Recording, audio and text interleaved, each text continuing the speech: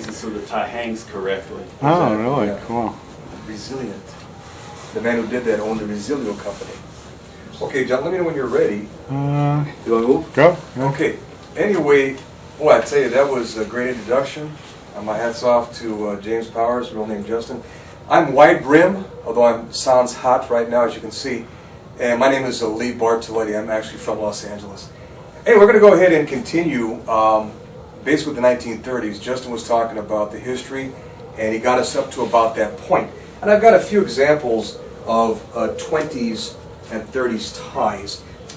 This most likely is a late 20s, maybe it could possibly be early 30s. I'm not sure if you can get that, John, up close. But it's a Park Lane, hand-fashioned, and it's called the tie of a perfect knot. I'm not sure if we're going to test that out, but that's what they claimed anyway. And as James was saying, it's you have to really go ahead and kind of tilt it to see that it's kind of dual colored. It's got a little bit of burgundy and brown, I like that and everything. But this would have been a typical tie of the 20s and 30s. As you might see right here, it's not that long compared to today's ties. Today's ties can be 54, 55 inches, even longer than that. In the 20s and 30s, typically you'd see around 45, 46, and like that.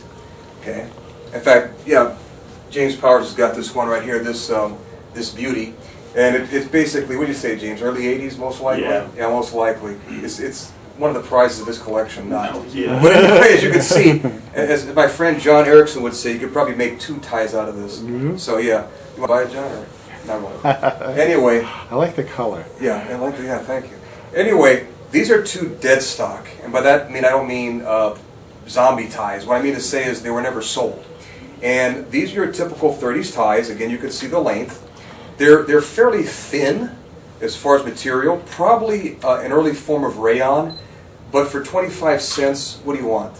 It's a good deal, all right? But again, the typical length would have been about 45, 46 inches. So this would be your typical cravat from that time period. The cardboard sleeves. Yes. Eric, what can you tell us about the cardboard Well, sleeves? basically, the cardboard sleeve shows you that it was never sold, most likely. This probably came from a store that closed down many years ago and somebody got a hold of it. This says quality cravats, tailor-made, specially constructed, true bias. In other words, it's cut at an angle, and it says to guarantee longer wear. Well, it's lasted for 75 years, so I think that's Good wear. I would say so, yeah. And it's made out of rayon. And the second one is a Durabuilt cravat to guarantee longer wear, also rayon. And as I said, the original price tag is on these 25% from Hirsch's department store, probably long gone. So, anyway. Not bad for 2 bits. Not bad for 2 bits. Okay.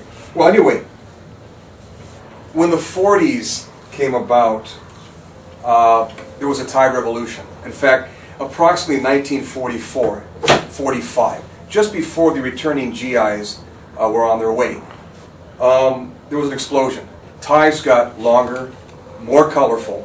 In fact, let me show you a typical one from that time period. This is a Hollywood, and it is a little longer than the ones I showed you previously, probably about 48 inches, maybe 49. And as you can see, it's quite loud, even for today. You might think, if you didn't know, this must be from the late 60s or 70s, a hippie tie.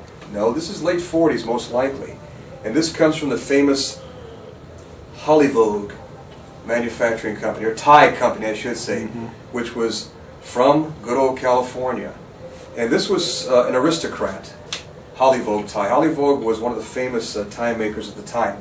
Well, the question is, what happened? How did we go basically from, let's say, something like this, which is fairly wide, to one like this, which is at least 4 ounces, 4 inches wide, and it's longer? Well, basically, after the war, World War II,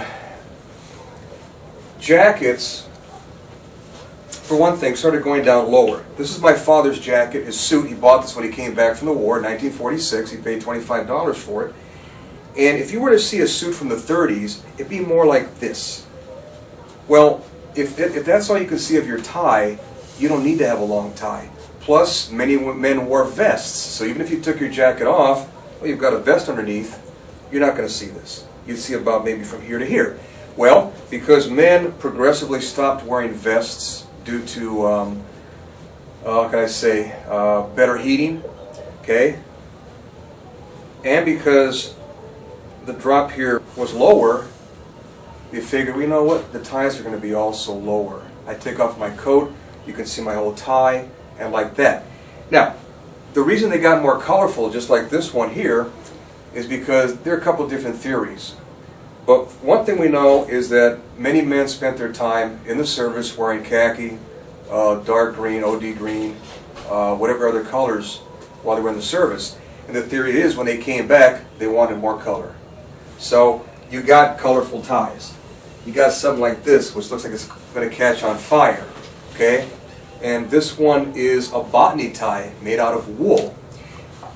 I might say also that during that time period, basically you had, for material, rayon, wool, and also cotton. And then later you would get nylon. But those were the main, more or less, materials, and some that were mixed together. Okay, so it's a combination of synthetic and also natural. I should also mention that after the war,